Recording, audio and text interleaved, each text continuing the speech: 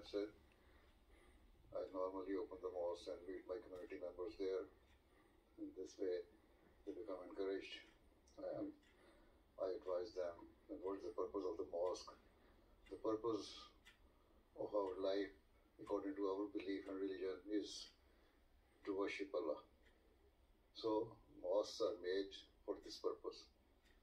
And when I remind them, they should remember not only be happy because of construction of the mosque, but actually realize what the purpose of their life is. So in this way, they become encouraged, they are charged, and then they change themselves and realize what their duties are. The journalist asked what Huzur hopes the people will learn from the story of Alexander Dowie. Our work is to convey the message of Islam. Quran says there is no compulsion in religion.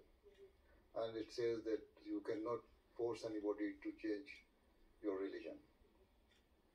But keep on doing your work. Those who do not change their religion, at least they will realize that Islam's teachings are actually those teachings which ask the person to live together amicably and discharge their duties they owe to each other. The founder of the Ahmadiyya community said, my purpose is to bring the people of the world before Allah, make them understand how to worship Allah and why should they worship Allah, and they should bow before their Creator.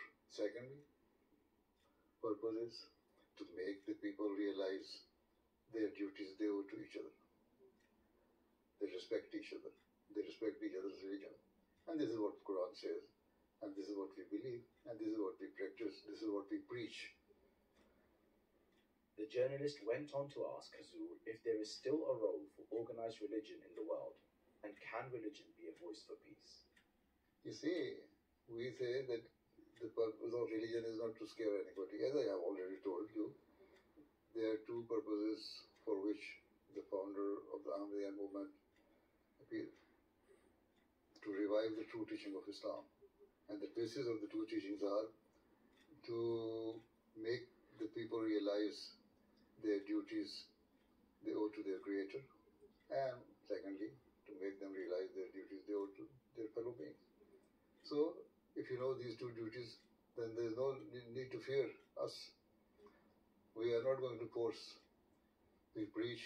We do not say that you must accept, otherwise we shall do this or that.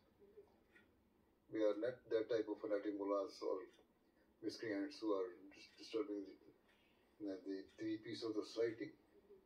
We say we must live peacefully and we respect each other. Quran says that you must respect the religion of each other. It says that you should not even use any bad language against the idols of the idol worshippers, because they will, in retaliation, use the same language against Allah, the Almighty, your God.